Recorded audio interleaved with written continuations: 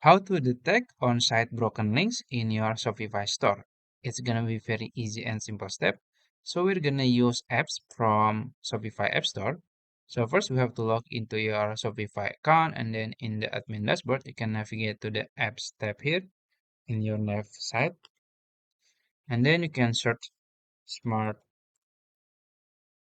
SEO, and then you can search on the App Store, and will be redirected to your Shopify App Store, and you will find Surpass Smart SEO. You can click on it, and then as you can see, this is the app, and they have good reviews, and also you can check the features here, and then also you can check the reviews, and they have free plan here, so you can try it without cost you any money. So you can just click install. I already installed it. You can install it. After you install and choose the plan, you will be in this dashboard, in this page. So the first thing you have to do is to set up the app. So you can click set up, then you can click manage. And then in the website editor, you can just click save to activate the app. After that, you can go back, you can refresh it.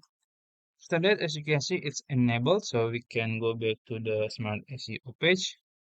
And now, in order to check or scan your website and check the broken links, you can go to your on-site broken links here. So as you can see, no crawls performs. So now you can just click crawl here. But before that, you have to understand you can scan again in the next 2 days and only 100 pages because my account is a free plan. So if you can upgrade it, you can get more quota, and yeah, you can change the plan if you want, and click crawl here. And as you can see now, crawl in progress. So we have to wait a few minutes. So if the crawl is done, you can see the broken onset links in here. And then after that, if you want to do it automatically, so you can click set up broken links.